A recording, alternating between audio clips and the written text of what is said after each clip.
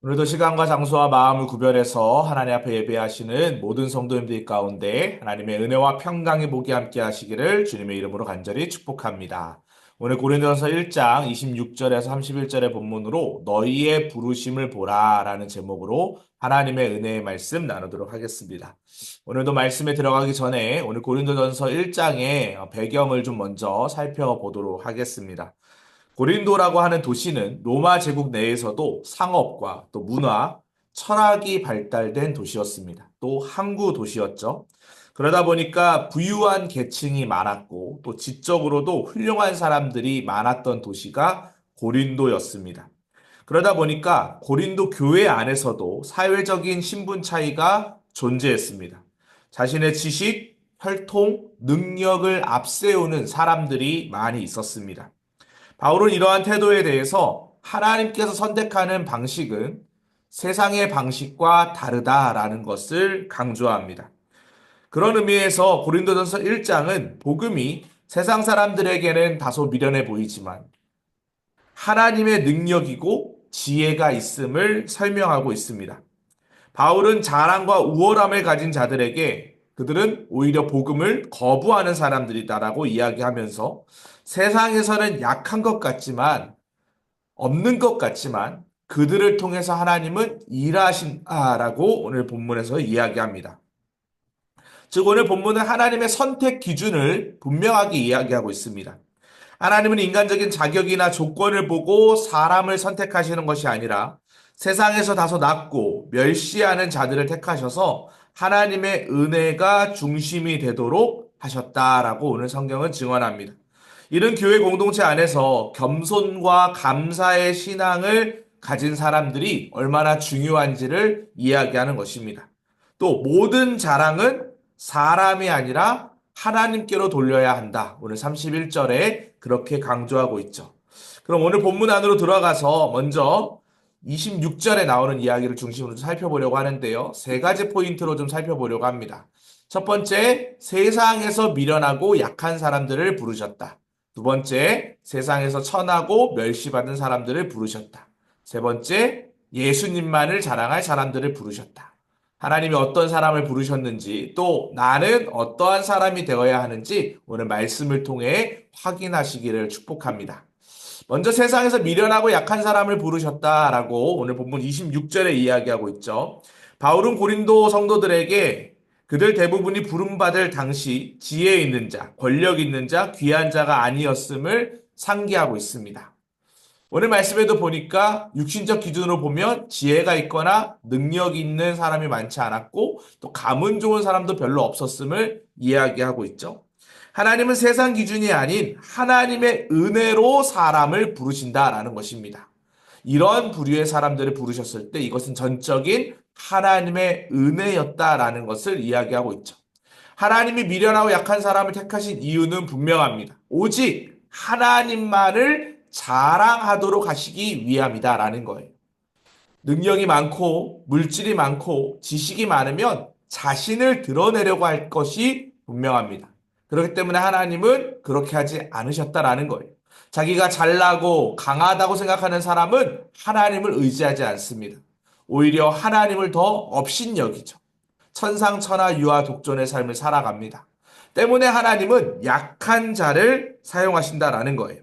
세상에서는 천하고 멸시받은 자들을 택하신 이유는 그것을 통해는 자랑할 수 없다. 오히려 하나님이 나에게 부으신 은혜로 살아가고 있다라는 고백을 할 수밖에 없기 때문이다라는 것이죠.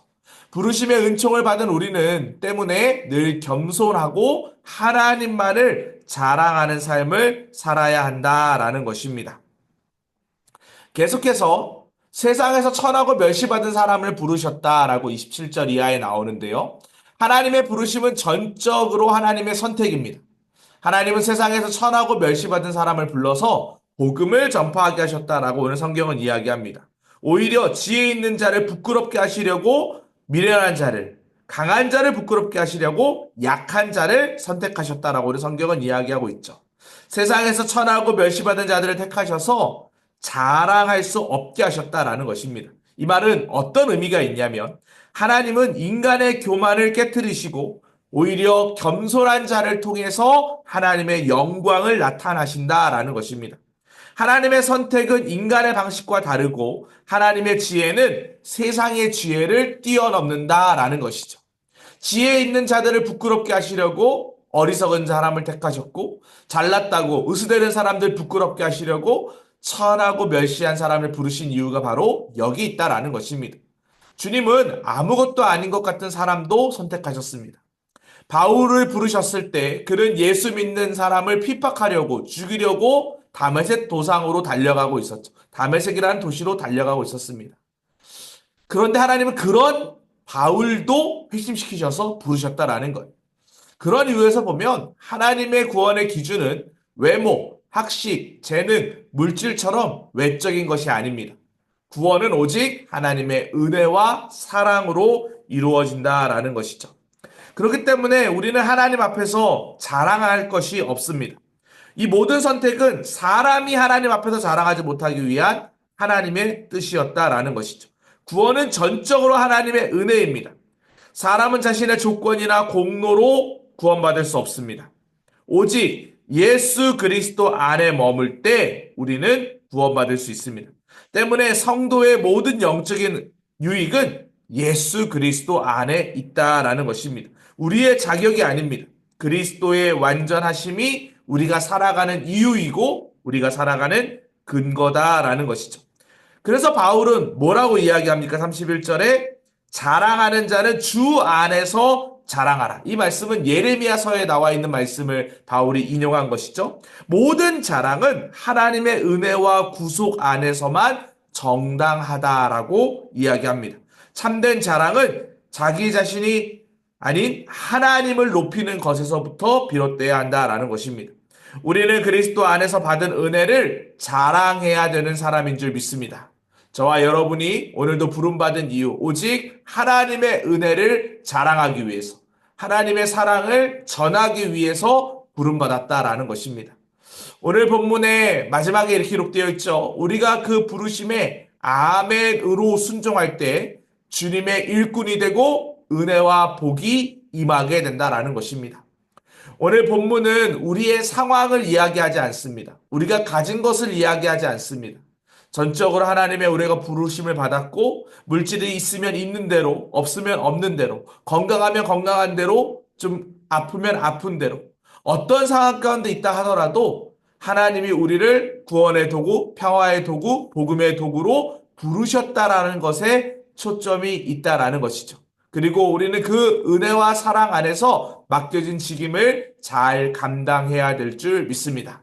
사랑하는 성도 여러분, 여러분이 부름받은 자리는 어떤 자리입니까? 속장으로, 또 부속장으로, 또 교사로, 성가대원으로, 안내위원으로, 전도위원으로, 새가족위원으로 여러 가지 교회의 다양한 부서에 부름을 받았습니다. 그리고 그 자리에서 우리는 또 가정 안에서 부름받은 위치가 있고 직장 안에서 부름받은 위치가 있습니다. 중요한 것은 그 자리에서 내가 하나님의 은혜를 실천하고 전하고 있냐라는 것입니다. 우리는 부르심의 아멘으로 순종할 때 하나님이 주신 은혜 안에서 일꾼으로서의 삶을 살아야 될 줄 믿습니다.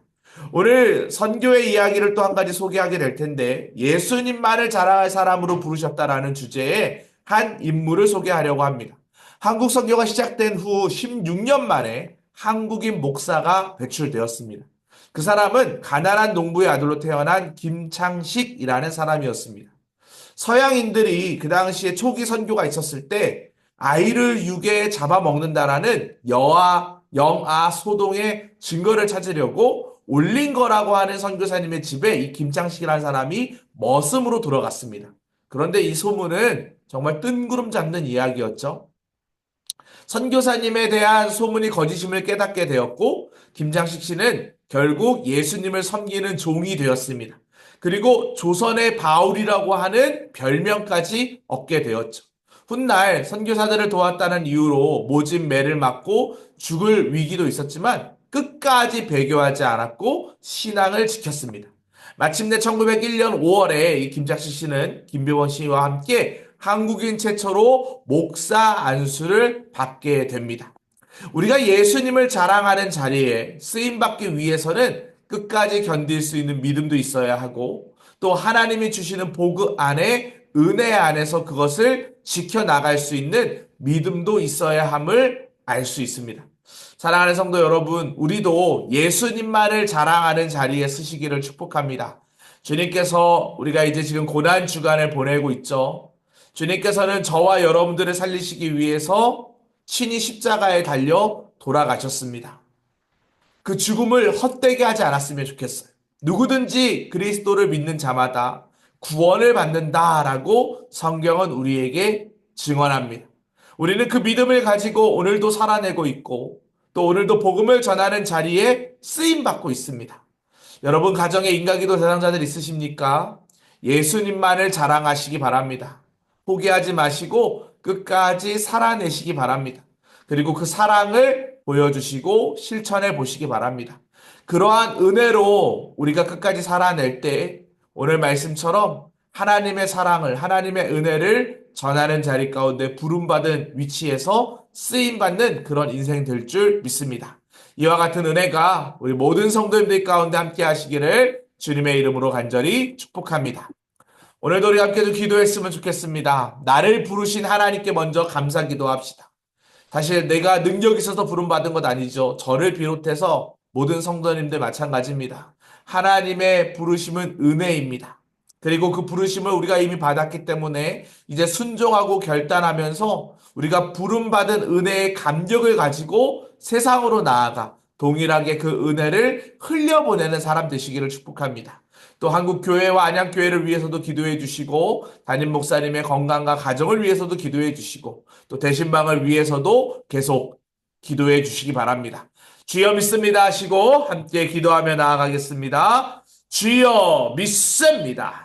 사랑과 은혜가 풍성하신 하나님 아버지 감사합니다. 하나님께서 세상의 기준과 반대로 우리를 선택하셔서 구원의 평화의 도구로 불러주신 것 하나님의 은혜인 줄 믿습니다. 바울은 고린도 교회 성도들에게 세상적으로 뛰어나지 않았지만 하나님이 그들을 선택하셔서 그리스도 안에 새로운 지위와 영광을 주셨다라고 선언하였는데 우리 사랑하는 우리 모든 성도님들도 동일한 은혜를 허락하여 주시사 겸손과 감사함의 삶을 통하여 하나님만을 자랑하는 신실한 신앙인들 될 수 있도록 축복하여 주시옵소서. 참된 신앙인은 자기 자신을 자랑하는 것이 아니라 하나님의 은혜와 그리스도의 완전하심을 드러내는 삶인 줄 믿습니다. 이러한 은혜가 우리들의 인생 가운데 충만하게 전해질 수 있도록 축복하여 주시옵소서. 더불어서 우리 안양교회를 위해서도 기도합니다. 생명을 살리는 건강한 공동체로 부르셨사오니 끝까지 부름받은 자리에서 성실과 진실함으로 사역하게 하여 주시고 담임 목사님 영혼중에 간절함에 은혜를 허락하여 주시사 맡겨진 사명 감당하시는 일에 어려움 없도록 지켜 보호하여 주시옵소서. 하나님 대신방이 이어지는 가운데 있사오니 하나님 마칠 때까지 하나님의 은혜 위에 은혜를 더하여 주시사 모든 성도님들 부름받은 자리에서 귀하게 쓰임받는 인생으로 결단, 헌신, 충성하는 자리 될 수 있도록 인도하여 주시고 각 가정마다 회복과 치유의 역사가 일어날 수 있도록 인도하여 주시옵소서. 하나님께서 그렇게 지켜 보호하여 줄 줄 믿사오며 예수 그리스도의 이름으로 기도합니다. 아멘. 이와 같은 은혜가 우리 모든 성도님들 가운데 함께 하시기를 주님의 이름으로 간절히 축복합니다.